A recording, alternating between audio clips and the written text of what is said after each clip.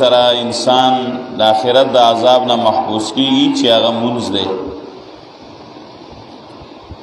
د مونږ طریقه ذکر کړي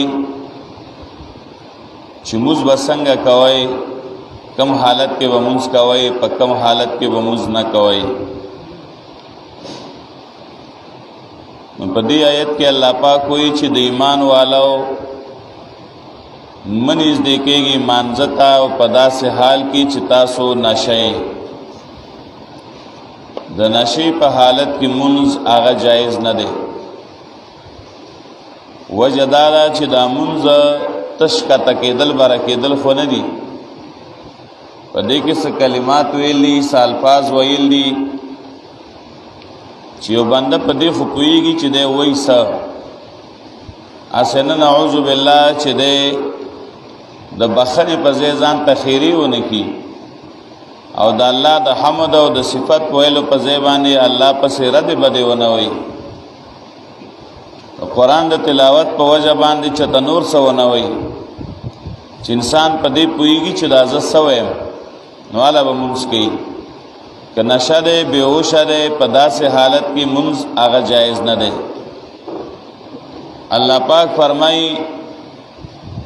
اے د ایمان والو منیز دیکھیږي تاسو مانځتا په داسې حال کې چې تاسو د نشي په حالت کې. دا وختو چې شراب لا پورا حرام شوی نو، دا شراب تدریجن الله حرام کړل په مزه مزه. ابتدا کې پاول کې شراب هغه خلق اسکل. قرآن عظیم کی حکم راغے چې یسألونک عن الخمر والمیسر قل فیهما اسم کبیر ومنافع للناس. تپوس کې استانا په بارا د شراب او د جواری کې چې شراب څنګه دي اسکل، جواری څنګه ده. نو حکم راغلو چې وای په دې دواړو کې ګناه د ډېر لویه او په دې کې د خلکو د پارشتا. نو چاوے گناہ تا قتل نبی اسکل، چاوے پیدے تا قتل نسکل بھئی. نو داغی نباد بیا حکم راغے چکل دا مستیمی نو مزک شراب بنس کے. داغی وجہ داوا یو کش شراب سکلیو او مستولاړو. قل یا ایها الکافرون صورت وی نشاو. نو دا اللہ حرف اتکٹ کا معنی دا و چې زستاسو په طریقه عبادت کوم او تاسو زما په طریقه کوئ. حالانکه دا غي معنی دا نه چې زستاسو په طریقه عبادت نه کوم تاسو زما په طریقه نه کوئ. نو بیا دا حکم راغی چې د مانځه په وخت کې به شراب نسکئ، چې نشئ نو بیا به مستننز دی کېږي. حضرت عمر رضی الله تعالی عنہ وی اللهم بین لنا بیانا شافیا. یا الله موږ له پورا بیان راولېږه چې موږ په حقیقت خبر شو. نو دا غي نه بعد د سوره مائده آیت راغی چې یا ایها الذین آمنوا انما الخمر والمیسر والانصاب والازلام رجس من عمل الشیطان فاجتنبوه لعلکم تفلحون. ایمان والو شراب، جواری، په درگاہونو حلالي، په غشو تقسیم یا قسمت معلومول دا ګنده د شیطان د عمل نه دی. ځان ته وساتئ د دې لپاره چې تاسو کامیاب شئ. نو مکمل د شراب و حرمت بیا راغی. نو دا غ درمیانی حکم وخا یا ایها الذین آمنوا اے د ایمان والو لا تقربوا الصلاة منیز دیکھیږي تاسو مانځتا وانتم سکارا پدا سے حال کی چتا سوی نشا حتی تعلمو تردے پوری چتا سو پوی شئی ما تقولون پاگی چتا سوی وائی. ہر اگی حالت کی مزمکوا چتا پزان پوئی گینا اسے نا چتا پمانز کی چرتا گڑی وڑی ونوئی. یو سڑے رے پاگا خوب دیر زور کڑے رے او داغ سترګې نه غړېږي. نو په داسې حالت کې مونځ کول مکروه دي. کم سے کم خوب ځان او تختوه چې په دې خو پوهېږي چې ته کوم خوا ولاړې په دې خو پوهېږي چې ته څه وایې چې کله په رکوع کې ودی او کله په سجده کې ودی نو دا خو ته د مونځ نه خبر نه شوې چې تا څه ووي هسې نه چې ګډې وډې پکې ونه وې حتی تعلموا ما تقولون تر دې چې تاسو پوه شئ په هغې چې تاسو یې وایئ ولا جنبا الا عابري سبيل حتى تغتسلوا او منځ کېږي مانځه ته په حالت د جنابت کې د جنابت په حالت کې به مونځ نه کوئ الا غابر سبیل مگر چې تیریدونکي په لاره باندې حتی تغتسلوا تر دې چې تاسو غسل وکئ څه مطلب څنګه چې د نشي په حالت کې مونځ جایز نه دی نو دغه شان د جنابت په حالت کې هم مونځ جایز نه دی خو د دې دواړو وجې بیلې بیلې دي که یو سړی نشه دی نو د هغه مونځ د دې وجه نه جایز نه دی چې دی د خپلو خبرې په مطلب نه پوهېږي دی ګډې وډې وایي نو د دپاره مونځ د دې وجه نه جایز نه دی او که یو سړی جنابت کې دی نو د هغه مونځ د دې وجه نه جایز نه دی چې جنابت کې انسان پلیتی ګندی او د مونځ دپاره طهارت د بدن هغه لازمي دی زیب پاکی بدن بد پاکی جامه بد پاکی نو علاوه مونږ کې کله یو سړی بدن ګنده دی یا جامه ګنده ده یا چې کمزې باندې ولاړ دی هغه ګنده دی نو مونږ نه کیږي نو جنابت کې انسان ګنده دی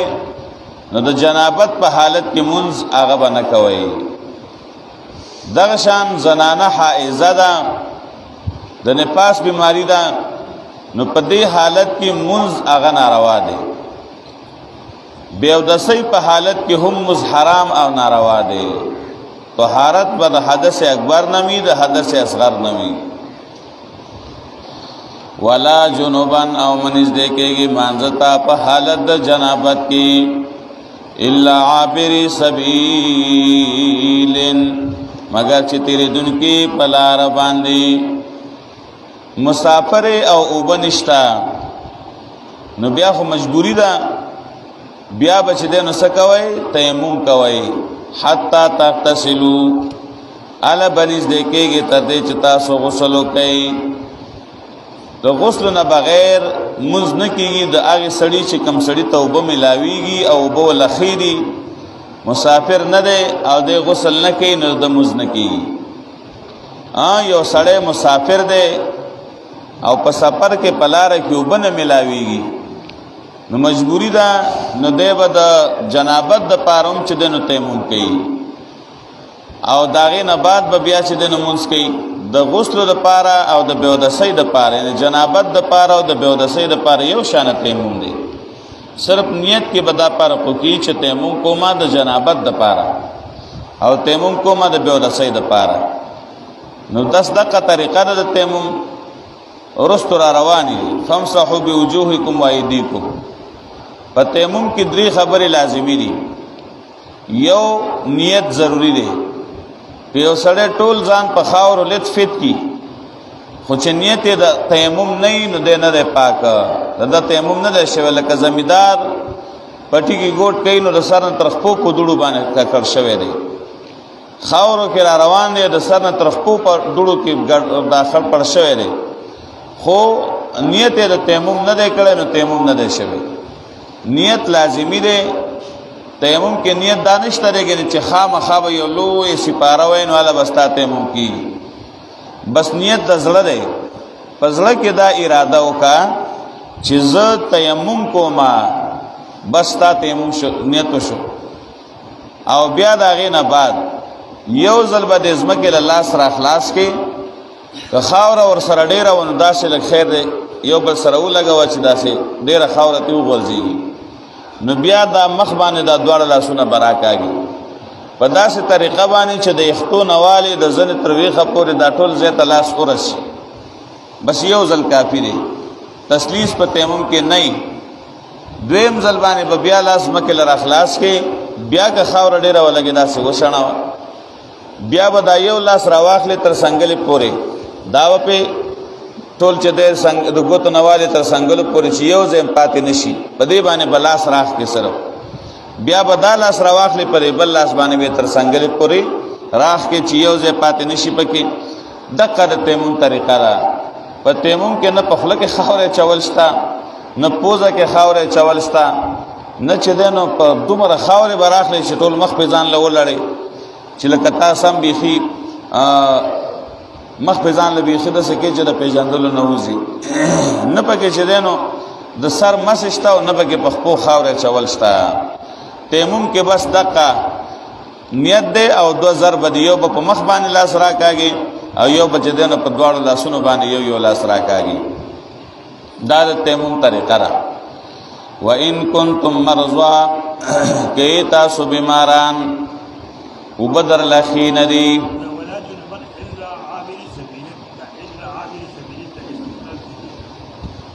جی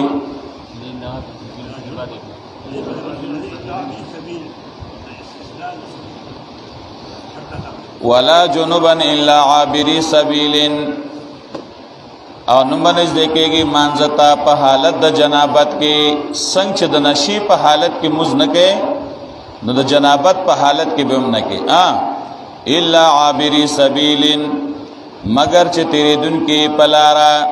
پلارا تیرے گی مانا مسافری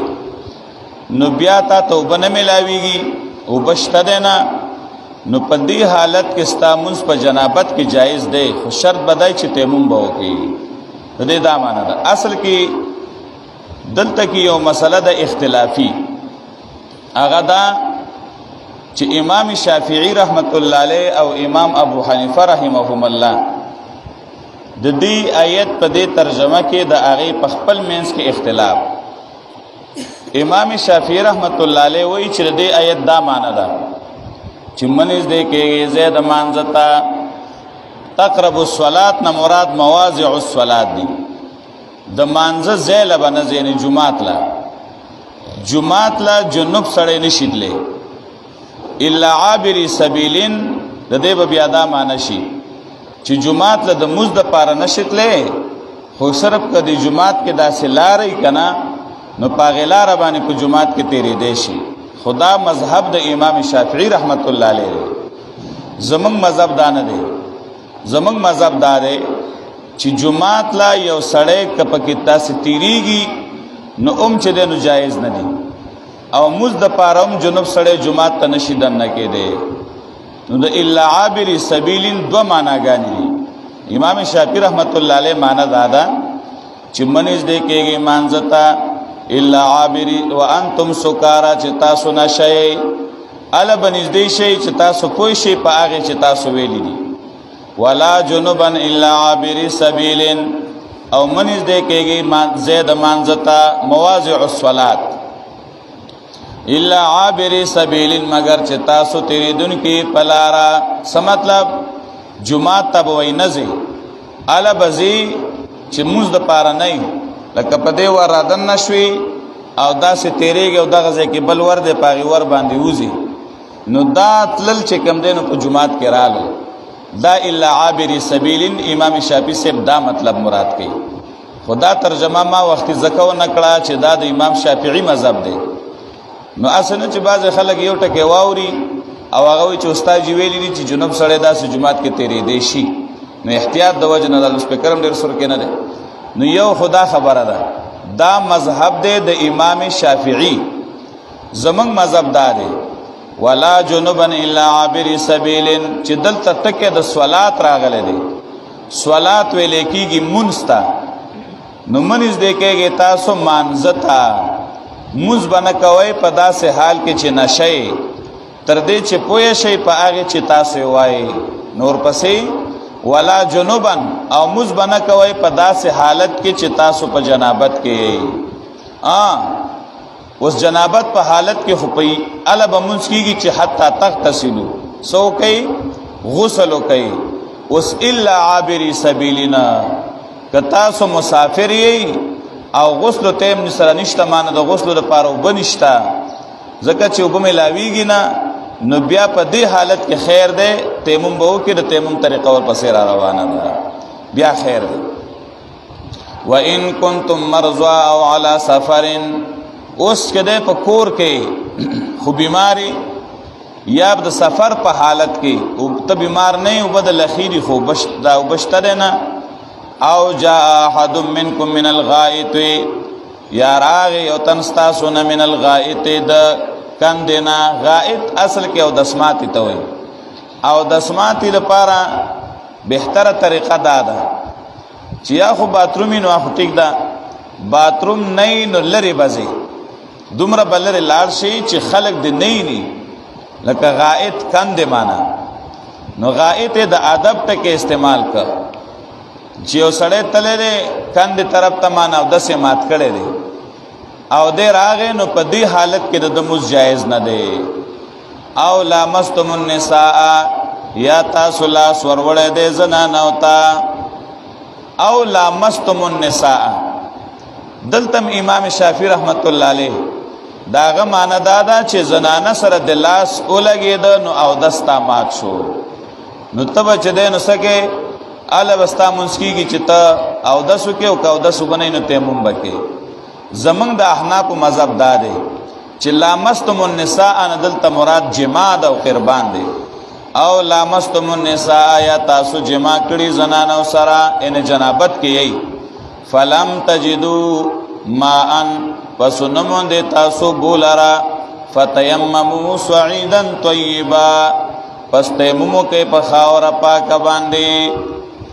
فتیممو سعیدا طیبا گور توجہ کوا دا دمخ کی طول حالات سره لگی یا بیماری اوبشتا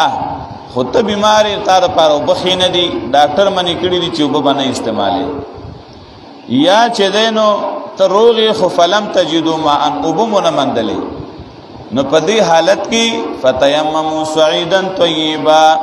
پس تیممو کے پخاور پاکا یو خبر دا شرط دی لازمی سنگ چی پا پلیتو اوبو بانی او دس نکیگی نو پا پلیتا خاور بانی هم تیمم نکیگی خاور با آغا خاور بانی با تیمم کے چکم خاور پاکا دا چې پاک نه ده نو پاغه تیمم نه کیږي تیمم اصل کې ویل کېږي قصد علماء چې لیکلي دي چې په تیمم کې نیت فرض ده نو هغه وی دا خود دې ټکی نه معلومیږي چې فتیممو قصد کوي سعیدا طیبا د خاور پاکي تیمم لغوي معنی هم د قصد او اراده ولا تیمموا الخبيث منه تنفقون ولستم باخذي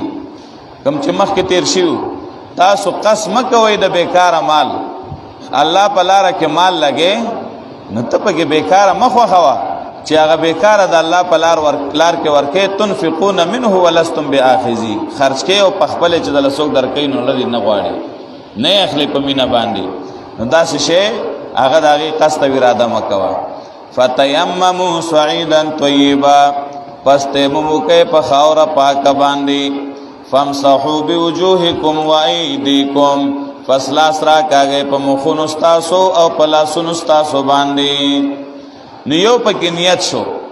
دویم فامسحوا بوجوهکم لاسونه راخ کې په مخونو استاسو باندې وایدیکم او په لاسونو استاسو باندې یو پیرا بدا لاس را خلاص کزم کلا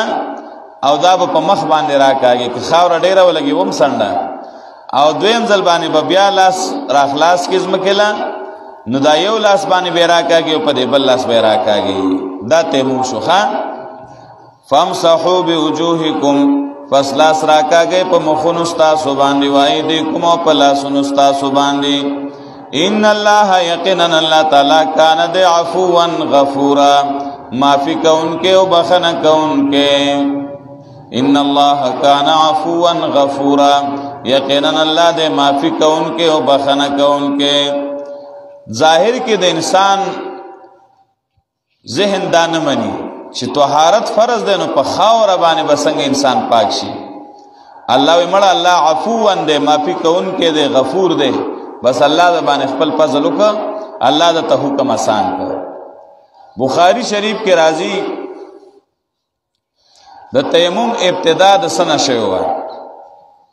حضرت عائشہ رضی اللہ تعالی عنہا وی چې موږ په سفر تلیو زمانہ هار روک شو چې هار روک شو نو نبی علیہ السلام او صحابه هغه ورپسې ګرځېدل، هار ورک دی، هار نه میلاویږي. په دې کې ابو بکر دا نبی علیہ السلام ستړی شو، هغه زه لږه ډډه لګوم او صحابه هغه هار پسې ګرځي چې چېرته پرېوتی. نو یو کس راغی ابو بکر صدیق رضی الله تعالی عنہ ته او ورته وایي چې ابو بکر ستا دا لور خو به هر ورځ هار روکېږي، مخکې هم ته روک شوی دا ته بیا روک شوی دی. نو دا دومره خیال نه کوي، ګوره موږ یې د مانځه نه ایثار کړو، د مونځ ټایم را نږدې دی او دې ځای کې اوبه هم نشته دی، اوس به موږ څه کوو، ناوخته شو را باندې. ابو بکر رضی الله عنه راغی، حضرت عایشه وایي زه داسې ناسته ومه او نبی علیہ السلام چې دی نو زما په دې غېږ کې سر کېښودی و اوده و. نو ابو بکر راغی او په ما باندې چونډۍ ولګوله، غصه شو راته، خو په زوره خبره ځکه نه کوي چې د الله نبي را پانسي. په ما یې داسې چونډۍ ولګوله او دومره زور یې ماله راکړه چې ما ته د هغې نه پوره درد میلاو شو. خو ما ځکه چغه نه واله او ځکه مې اواز نه کو، ما چې رسول الله صلی الله علیه وسلم زما په پتون سر کې خودی دی چې هغه د خوبه راویښ نه شي. صحابه خو د الله د نبي سره ډېره مینه وه، وایي غږ مې نه کو. ابو بکر ما ته وایي زه به تا سره ګورم، وایي ما چې زه ښه بیا به ګورو چې د الله نبي راویښ نه شي. نو پلار یې خپل په دې کې نبی علیہ الصلوۃ والسلام چې را پاسېده، صحابه شکایت وکړه یا رسول الله عایشې نه هار رکو، هار ملاو نشو او ناوخته هم دی، اوس مونځ قضا کېږي او څه شی نشته دی، څه به کوو؟ په دې کې الله پاک د تیمم حکم راولېږه چې تاسو تیمم وکئ. صحابي حضرت عایشې دا حضرت ابوبکر ته وایي چې ابوبکر الله ستاسو په دې خاندان او په کور کې ډېر لوی خیر او برکت اچولی دی، خو چې کله تاسو ته څه مصیبت راغلی دی، څه مشکل راغلی دی، تکلیف راغلی دی، نو ستاسو په هغې تکلیف کې الله دې امت له لوی خیر اچولی دی. په حضرت عایشه باندې بدنامه ولګېده، هار ته رک شو، تکلیف میلاو شو، بدنامه ولګېده. نو دا یو پریشانی وه، خو پای کې دومره خیر راغی چې صورت نور الله راولېږه ټول. که د حضرت عایشې نه بیا هار رک شوی دی، نو خلکو ته تکلیف دی، پریشانی ستاسو کور ته هم ده، خو بل خوا پکې دومره خیر میلاو شو چې د تیمم آیت د دې په باره کې الله راولېږي. که دلته مونځ نه وی ناوخته شوی نو موږ ته به د تیمم پته نه وه لګېدلې. نو د هغې نه د تیمم ابتدا وشوه. په تیمم کې بس دغه لازمي دي، ډېر خلک سره د وس او د طاقته مونځ نه کوي، اوبه ډېرې دي، دی به ویره جي زما چې دی نو بس بدن ښه نه دی، خو ولهم به که نه غسل وکړه که نه، که چېرته بې اودسه یې نو اودس وکړه، که وایي جامې مې خینې دي پلیتې دي نو چې کوم ځای باندې د شک یې هغه ووینځه. خو لکه په دې معمولي اعذارو سره مونځ پرېښودل دا ګناه کبیره ده. په داسې عذرونو به مونځ نه پرېږدي. یو خبره ده، تیمم ګورې هغې وخت کې کېږي چې په کم وخت کې اودس نه کېږي. چې اودس کېږي نو تیمم نه وي. ډېر خلک داسې چې هغه په معمولي عذر باندې چې دی نو هغه اودس پرېږدي، بیمار دی نو بس وایي ما له لوټه راوړی چې اودس پرې وکړم، تیمم پرې وکړم، هسې تیمم وکړي. ته به چې دی نو اودس کې یخې اوبه د لخي نه دي، نو نن سبا خو دومره سهولت دی چې په چې ځان له خلک پخوي، ډوډۍ پخوي، نور اشیا پخوي، نو هم دې ځان له ګرموي که نه. اوبه ګرموه، په هغې اودس کوه، خو لکه ته به اودس کې یو موقع داسې ده چې مونځ دنه قضا کېده او نو څه شی او ته بیمار وې، تا ته ډاکټر ویلي دي، نو بیا ټیک ده که تا له یخې اوبه یعنې ښې نه وي نو ګرمې نه میلاوېدې، تیمم به دې کړې. خو داسې نه چې ته بس خالي بس بانه ځان له وګورې او کټ کې ورته ناست او تیمم کوي، داسې به نه وي. تیمم به هله جایز شي چې کله ته اودس نشي کولی. یو سړی ویری جي زما لاس خوږ دی یا مې خپه خوږ ده، نو یو اندام دی خوږ دی، په هغې به مسه کې نور اندامونه به وینځي، دا نه چې د یو اندام د وجې نه ته ټول پرېږدې او ته تیمم شروع کړي. تیمم په هغې حالت کې دی چې تا له بلکل اوبه خینې دي ټول بدن له، او تیمم په هغې حالت کې دی چې بلکل اوبه میلاویږي نه، دا د مجبورۍ په حالت کې چې مجبوري نه وي نو تیمم به بلکل نه وي. او مجبوري دا مجبوري څنګه ختمه شوه، بس تیمم مات شو. یو سړی تیمم کړی دی اوبه نه میلاوې دی تیمم یې کړو او چې څنګه اوبه میلاو شي نو تیمم مات شو فقهاو یو مسله لیکلې ده د پخوا بلې خلکو یو بل سره چې دغه کو ویل که هغه کم خر دی چې د هغې هغه اواز سړی واوري نو اودس یې ماتېږي نو ده به سوچ کو چې دا لا څنګه خر دی چې سړی د هغې هغه رمباړه واوري نو اودس یې مات شي نو چې یو مطلب دا دی چې یو سړی په سفر دی او هغه لرې ځای کې چې توبه ورته چا وویل او هغه ولېږه کس چې لاړ شه په خر باندې دلته نه ټاپکې راډاکې کړه دی وی یاره سړی رانغې اوبه به نه میلاوېږي دی اوس تیمم وکړو مونځ یې کوو په دې کې خر رمباړه وواله دی پوه شو چې خر راغی مالک خر راوسته او د ده یقین چې اوبه به یې راغستي نو د دې خر د رمباړې سره د ده هغه تیمم مات شو دی به اوس اودس وکړي نو هله به مونځ کوي نو دا اودس په دغې مات شو یو مسله ده چې ولی نه دی وارث نه دی او جنازه ته کیږي نو په دې حالت کې بیا تیمم جایز دی یو سړی ولی نه دی د میت نو جنازه خو بیا نه کیږي کنه جنازه ته کېدا کدی زی اودس کې یو بیا راځي نو دی به اودس وکړي خو بیا خو به جنازه شي بیا به زګي نو په داسې حالت کې بیا د تیمم جایز دی اگر چې وبشتا خو چې دی وبول زی او بیا راځي نو جنازه کیږي نو بیا د تیمم جایز دی باقی مونږ چې دی نو هغه په داسې حالت کې نه کیږي که مونږ د نه جمع کیږي ودي شي ځان لبه وکړي صحیح ده او په کلی کې که د نمونځ قضا کیږي هم اوبه نه وي نو ته به چې دی نو څه کې ته به تیمم نه کوې بلکې ته به قضا مونځ راوګرځې خو اودس به کوې هسې نه چېرته جومات له راشې او اوبه نشته او ته وایې چې اوس خوړله زه به اودس کومه نو دا خو به رانه ټایم ناوخته شي راشې تیمم به وکړو نو په دې تیمم نه کېږي مونځ که ناوخته شو ناوخته دې شي که قضا شو راویګرځوه خو ستا تیمم نه کېږي ځکه اوبه شته دی ان الله کان عفوا غفورا یقینا الله دې معافي کوونکی او بخښنه کوونکی اول تو وګورئ یا ایها الذین آمنوا ای ایمان والو لا تقربوا الصلاة منځ دې کېږي تاسو مانځتا وانتم سکارا په داسې حال کې چې تاسو نشئ حتی تعلموا تر دې چې تاسو پوه شئ ما تقولون پاغې چې تاسو وایي ولا جنوبا نه په حالت د جنابت کې نشي په حالت کې به مستننز دې کېږي جنابت په حالت کې الا عابری سبیل مگر چې تیریدونکي په لار باندې نو معنا مسافر او بنشت نو بیا خو مجبوری ده تیمم بکې حتی تغتسلوا تر دې چې تاسو غسل وکړئ وَإِن كُنتُم مَّرْضَىٰ کچرته تاسو بیماران او علی سفر یا په سفر باندې او جاء احد یراغ یو تن منکم استاسو من الغائط دلوی بولنا او دسماتنا او لامستم النساء یا تاسو لاس ورولې زنان او تاین جمام کړي فلم تجدوا ماء پس نموندې تاسو بولرا فتیمموا صعیدا طیبا پس تیممو کې په خاور پاکا فامسحوا پس لاسون راکاږي به وجوهکم په مخونخ خپل وایدیکم په لاسون خپل باندې ان الله یقینا الله کان دی عفوا غفورا معافی کونکي او بخنه کونکي